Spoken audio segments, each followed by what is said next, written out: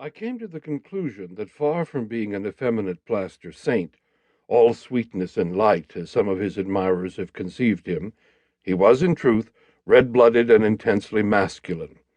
A mystic, yet a realist with his feet on the ground, a lover of solitude, yet gregarious and often a prey to bitter loneliness, frugal in supplying his own needs but lavishly generous to others, a man of puckish humor and of stern, dour moods, infinitely gentle and understanding in his friendships and toward the young, the old, and all defenseless creatures.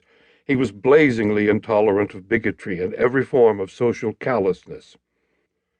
Although mellowed in maturity and more humorous in his judgments, he was still a fighter, an arch-enemy of all encroachments in the name of progress upon human or animal rights.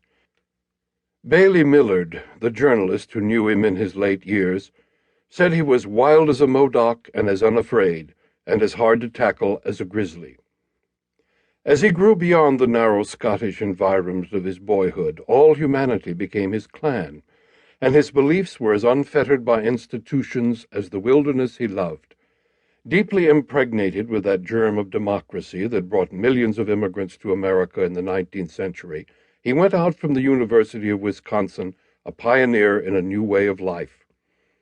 Other gifted sons of immigrants, sharing in that same urge toward freedom and equality, became sociologists, historians, and political leaders. It was John Muir's destiny to lead men back to a realization of their origins as children of nature. "In God's wildness lies the hope of the world," he said.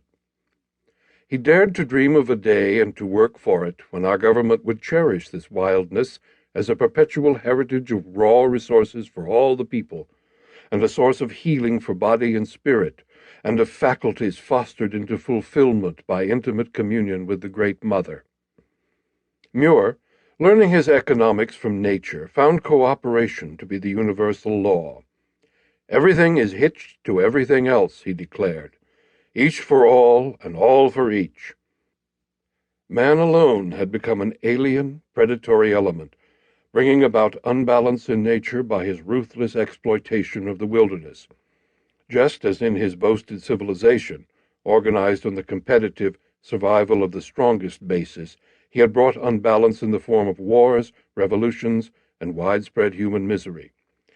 Hence, John Muir turned his back upon wealth and position, to be true to my own instincts. That he might grow and ripen untrammeled in the heart of nature, he became a tramp. In the fullness of time, he came down from the mountains leading a crusade to release men from their shells in prisons in towns and houses, prisons of religion, politics, and commerce. A super salesman of nature, someone has called him. His was a new voice in America. Emphasis has been placed in this book upon Muir the pragmatist, the down-to-earth realist. Hence, no extended effort has been made to portray him as a mystic and intuitionist, except that these phases of his genius played their part in the events of his life. But truly, he was a seer worthy of study. Here was a man who saw home in the heart of things, and spoke as one having authority. The divine Logos was with him from the beginning. His philosophy came not from plodding among syllogisms, but sprang full-grown from the unconscious. The thoughts set down by him in his earliest journals concerning life, death, and human society remained granite truths to him to the end. In his scientific work as a geologist in the special field of glaciation, he was a reasoner as well. By following up his initial intuitions with years of painstaking investigation, he evolved theories more nearly modern than those of other scientists of his time working in the same field. Indeed, throughout his life, intuition and reason went hand in hand, thus balancing and giving substance to his idealism. Much more might be told of his innumerable warm friendships and his family life if space allowed.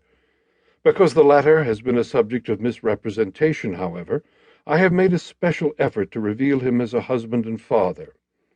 My information has come from those best qualified to give it, his daughters, other relatives, and friends who saw much of his home life, and also from family letters.